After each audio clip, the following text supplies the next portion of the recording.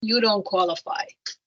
That's what buyers are hearing now. Not like it was before when things were a lot easier to buy. Interest rates was much lower, and so they can afford a lot more house, and it was easy just to get in there. Um, Now is not so easy, right? Because the interest rates are much higher, then it's harder for them to qualify because they can't afford as much house. I'm seeing things fall out of escrow all the time. What happens is that they qualified when they got in the loan, right? When they got in the transaction. But by the time it gets to underwriting and it gets to the closing table, and they recheck their scores and something happens and they just don't qualify anymore, things go out of escrow really easy. So what are they doing? So now it's just hard to buy. Okay, it's just not as easy as it was before, and they're constantly hearing you can't buy, or they just choose not to buy because you know what, it's too expensive. So then that's the other problem. It's just, so what am I saying? So then what we need to do as investors is to step up our game. Okay, we need to step up our game. So we need to get in there and buy these homes so that we can lease them out. So what do these buyers do when they don't actually, when they can't buy?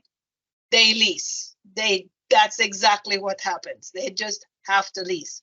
That's what we ought to be doing, leasing out. Okay.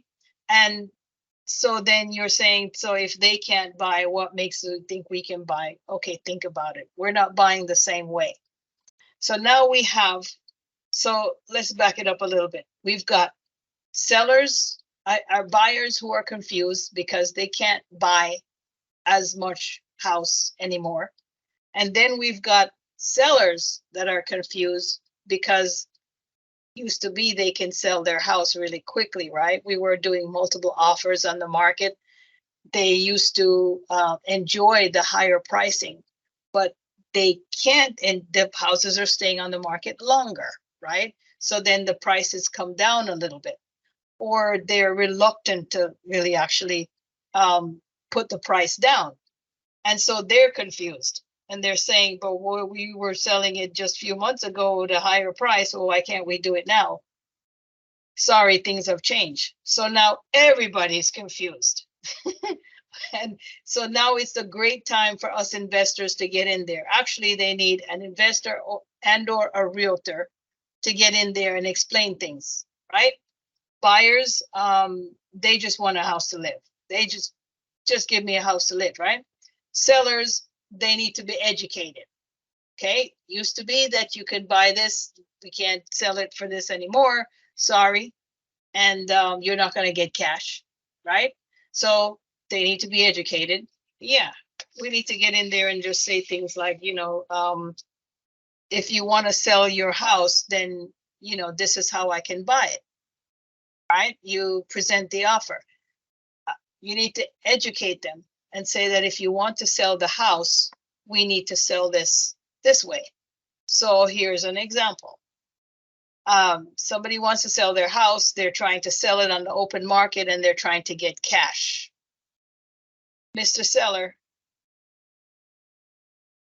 would you sell your house for what you owe on it? And what does that mean? What are you trying to say? You just repeat the question. Would you sell for what you owe on it? For what the balance of is on your mortgage, right? So depending on, how fast they want to move and how much they really want to get out, that might be the option. Yes, okay, I'll sell for what I owe on it, especially if they owe just as much as the thing is worth, right?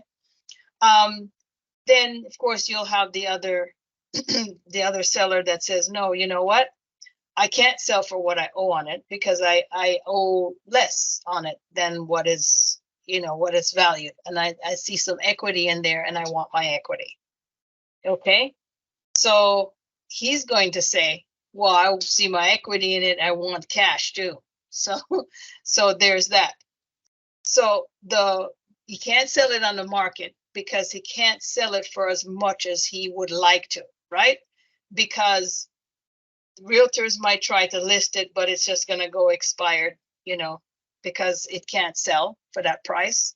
And then the buyers are going to come and say, well, we need it at this price because, again, they won't, the regular buyer that's out there can't buy, right? I just said it, that they are not able to afford as much house because the interest rates have gone up. So that means the house price should come down, but the sellers are not there yet. So where do we fit in? We fit in very nicely. So here is where we fit in. Somebody has to bridge the gap between that seller and that buyer, right? And that would be me. Thank you. That will be you.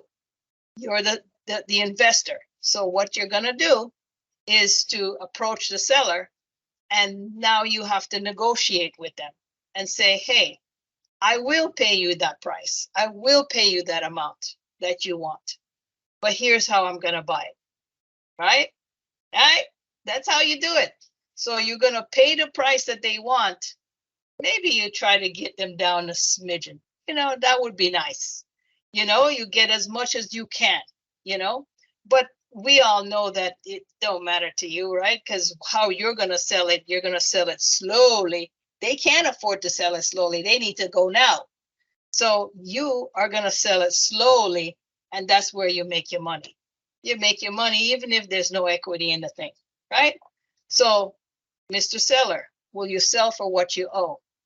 Hell no, I'm not going to sell my house for what I owe because I got equity in it. I want cash too. Okay. All right, Mr. Seller, I hear you. It's a nice house. I understand it. But guess what?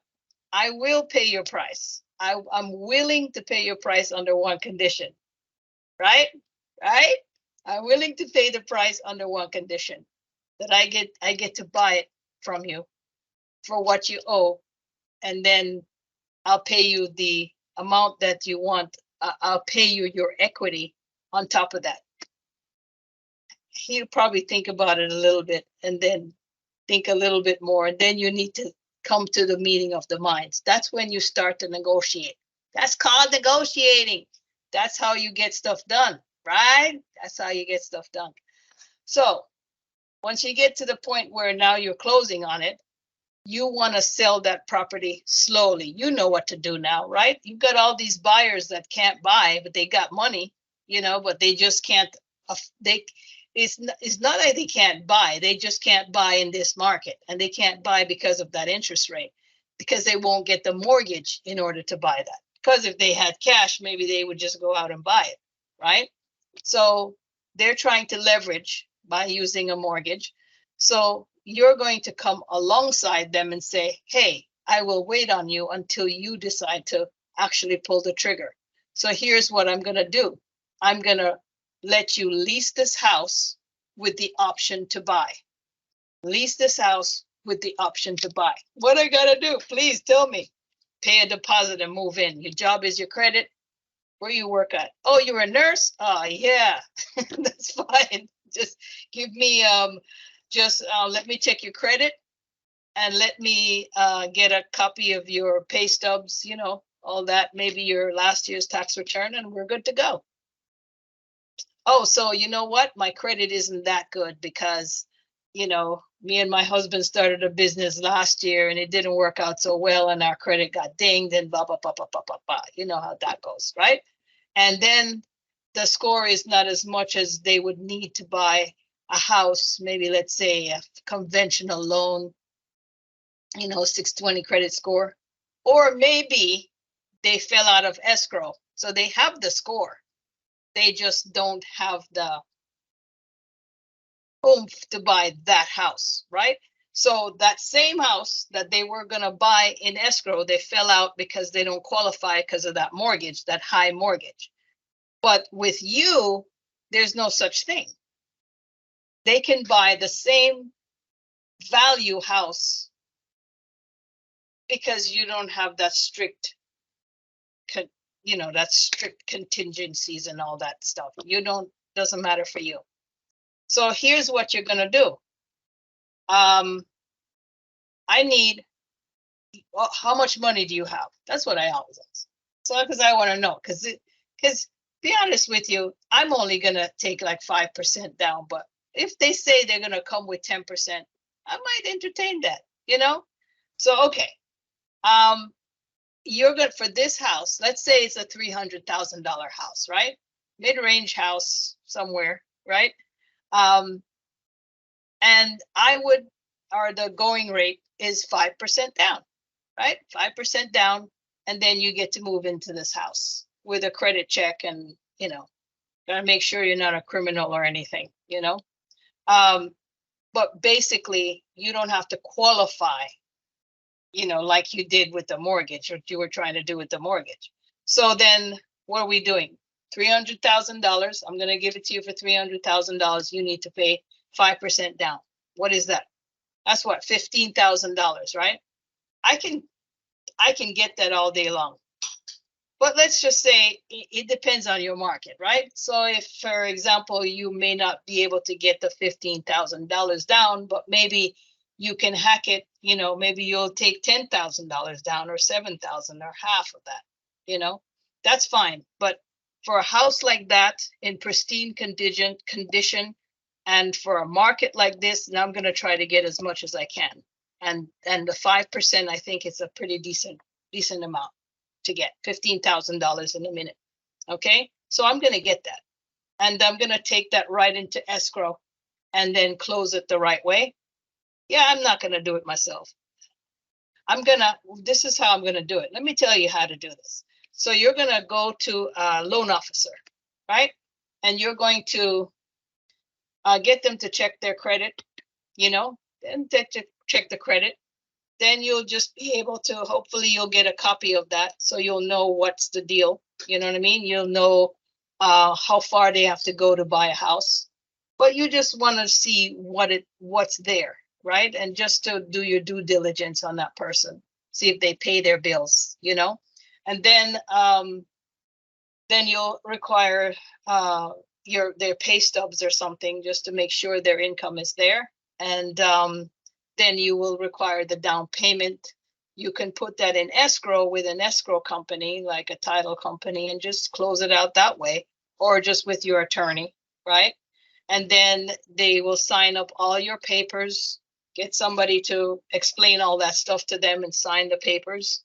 Once they sign it, get the money, close, so you're not closing on a sale or a purchase, sale in that case, but you're closing on your lease option. That's it. That's your quick 15 right there. So every month you'll collect the money, pay the mortgage, and hopefully you'll be getting a nice little chunk of change. I don't know what, $450 a month. Not a whole lot, but it's a car payment, right?